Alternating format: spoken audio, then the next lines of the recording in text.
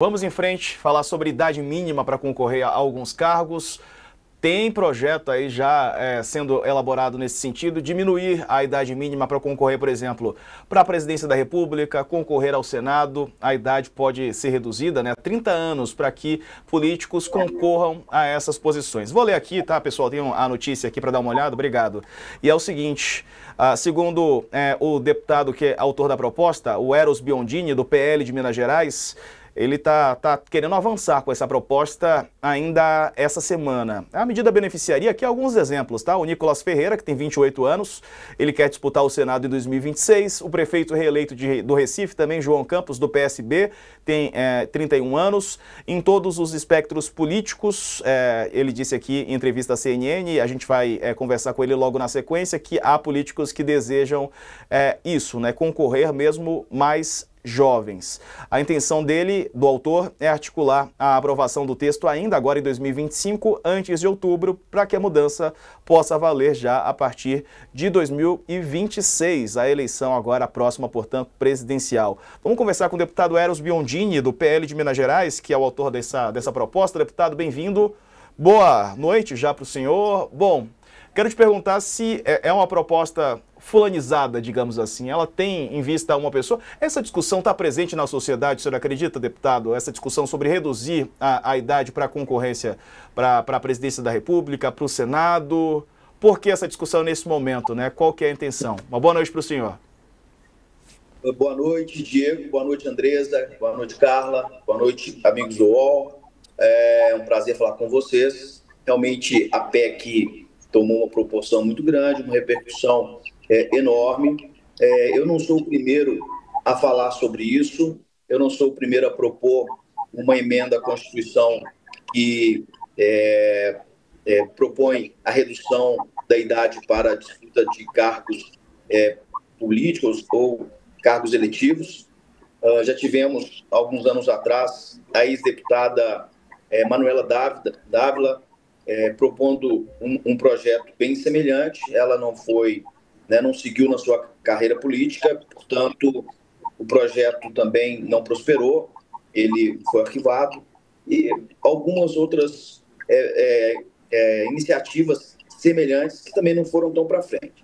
Nesse momento, realmente nós vimos uma tendência, um acolhimento, uma adesão por parte dos nossos colegas deputados e também uma sensação que eu tenho ao conversar com os senadores, sobretudo no que diz respeito à possibilidade de jovens ou de pessoas 5 anos mais novas do que hoje a atual legislação permite, disputarem o Senado, onde muitas discussões importantes não só estão sendo pautadas, mas serão, sobretudo, depois das eleições de 2026. Então, é um projeto que eu julgo atual, um projeto que tem uma lógica meio óbvia da modernização da legislação eleitoral, da valorização do protagonismo jovem, em todos os setores da sociedade e, por que não, também na vida pública, na política. E temos, sim, nomes que hoje já são cogitados para disputa, sobretudo ao Senado, já que, se for pensar na minha intenção particular, eu quero um projeto que beneficie realmente o nosso país, o Brasil, e modernize a nossa legislação. Deputado, a gente tem aí os novos presidentes do Congresso. O senhor já chegou a falar com o Hugo Motta? Qual é o posicionamento dele em relação a essa PEC? Porque a gente sabe que uma proposta como essa precisa de uma articulação grande. O senhor acha que é realmente importante, prioritário que se discuta essa questão esse ano por conta da eleição? Mas, assim, haverá o apoio do Hugo Motta para isso? Pois é, o Hugo Motta é um grande exemplo de um jovem político que ascendeu a um cargo tão importante, o de presidente da Câmara dos Deputados. Mostra uma convergência daquilo que eu estou propondo com o que estamos vivendo, de fato. quem poderia dizer que o nosso presidente Hugo Mota não está preparado para ocupar um cargo no Senado? Então, a PEC, ela em menos, vamos dizer, de 15 dias, com apenas uma semana de ano legislativo, nós já temos mais de 100 assinaturas. Existem propostas de emendas à Constituição que já tem bastante tempo na tentativa de chegar a 171 assinaturas necessárias para serem protocoladas e que ainda estão aí com pouquíssimas assinaturas. Esse número elevado de assinaturas em tão pouco tempo mostra uma tendência, sobretudo da Câmara, onde nós estamos colhendo as assinaturas, de uma adesão. E, apesar de eu não ter conversado pessoalmente com o presidente Hugo Mota, aqueles que o fizeram trazem um feedback de que ele também é simpático a essa proposta, ele também tem essa concepção, essa visão de Brasil, de que realmente o tempo que vivemos hoje, ele permitiu que os jovens ou pessoas mais jovens, né, nós estamos falando aqui de 35 para 30 anos, estivessem capacitadas, qualificadas para representar o nosso povo, tanto no Senado e mesmo num cargo presidência da República. Deputado, quantos anos o senhor tem? 53. Eu tenho 53 anos. Apesar de eu ser o pai da deputada mais jovem da história do Brasil, a deputada Chiara Biondini, que vocês, inclusive, conhecem e que fizeram matéria sobre ela, quando ela se candidatou.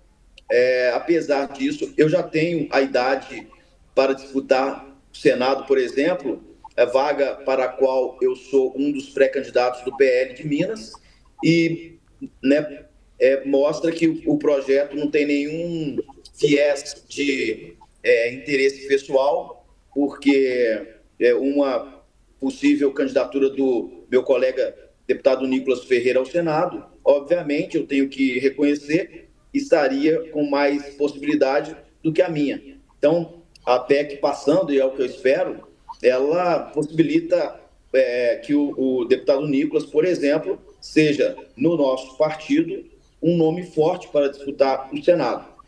Se eu fosse pensar mais em mim, talvez eu até adiasse isso, porém, eu realmente quero deixar minha contribuição numa visão de Brasil que eu acredito.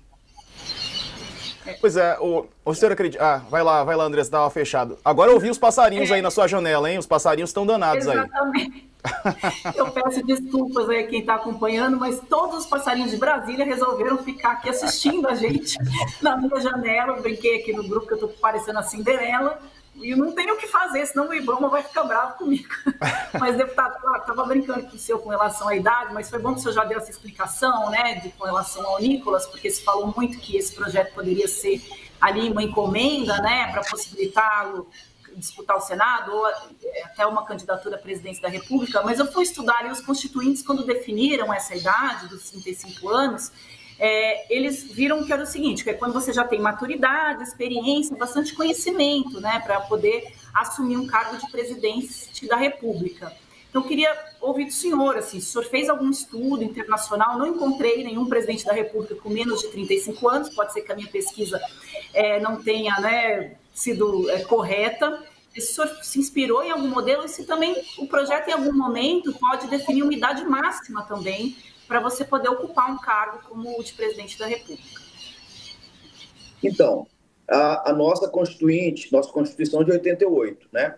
Eu apresentei um projeto sobre a reserva estratégica de Bitcoin, que também teve uma repercussão até internacional, e se a gente imaginasse um projeto desse em 88, eu acredito que talvez me internariam, né?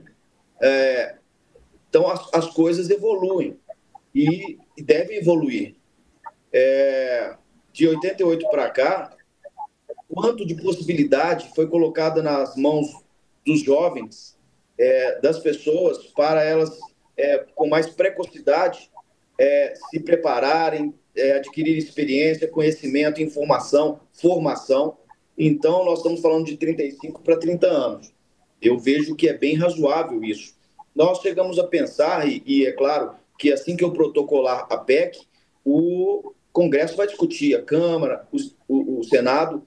Eu cheguei a pensar em manter os 35 anos para presidente da República e propor, a partir do Senado, essa redução. Porém, como está previsto a mesma idade limite do Senado e da presidência, em princípio, o mais coerente, considerando vamos dizer assim, a qualificação das pessoas no momento atual, seria de reduzir proporcionalmente de forma equivalente. Mas, durante a tramitação na Câmara e também no Senado, já não sou mais eu o dono do projeto. Quem sabe mantenham aí a idade de 35 anos para presidente da República e encaminhem um texto que, a partir do Senado, proponha esta redução, né? Eu tenho meu candidato, que é o presidente Bolsonaro, para presidente, não tem outra opção, não tem outra alternativa. Agora, o projeto não é meu. Eu apresento e ele é um projeto de todos, assim que ele começar a tramitar a proposta de emenda à Constituição. Deputado, uma curiosidade, por que mudar de 35 para 30? O que o senhor acha que muda, né, de 35 para 30 para ensejar essa proposta? Então, é uma proposta que eu julgo razoável, né, e que arredonda. Podia ser de 35 para 31, ou para 29, mas é algo que eu julgo assim, razoável passar de 35 para 30 anos e também de 30 para 28 anos, no caso de outros cargos. E também para deputado, para prefeito, enfim. Não tem um estudo, né, psicológico ou de formação da consciência ou de maturidade, como vocês falaram aí, que o Constituinte estipulou 35 anos como um ano de maturidade do ser humano para esse tipo de atividade. Então, nós acreditamos, né, volto a repetir sobre o meu projeto do Bitcoin, estive lá em El Salvador agora, e a gente percebe que hoje quem está protagonizando as discussões sobre tecnologia, engenharia de informação, até mesmo automobilística e em tantas áreas, são pessoas muito jovens e que hoje estão tendo muito êxito, estão sendo formadores de opinião, estão com uma experiência, inclusive, de vida muito grande. Pessoas que viajam muito, que experimentam, portanto, experiências diferentes, que, inclusive, têm a oportunidade de debater, de repensar, e tudo isso nos leva à maturidade. Tudo isso nos leva a crescermos, né, na nossa compreensão de mundo, na nossa capacidade de discussão, de gestão da mesma forma. Tá certo. Eros Biondini, deputado do PL de Minas Gerais, vão acompanhar. A expectativa do senhor é qual em relação a datas aqui, só para a gente se encerrar? Eu quero, assim, as 100 e poucas assinaturas que nós já tivemos até agora, elas aconteceram de forma basicamente orgânica. Eu, né, sobretudo essa semana tão agitada aqui em Brasília, não tive sequer um minuto para poder ligar pessoalmente para um deputado, para outro, para um líder, para o outro. Então, simplesmente enviamos ali o QR Code com a proposta pelo link do Infoleg e estamos tendo essa repercussão e essa adesão. Eu imagino que mais 2 semanas nós conseguiremos aí avançar bem. Não posso garantir, né? Mas o meu objetivo era que até depois do Carnaval nós já tivéssemos essas 171 assinaturas.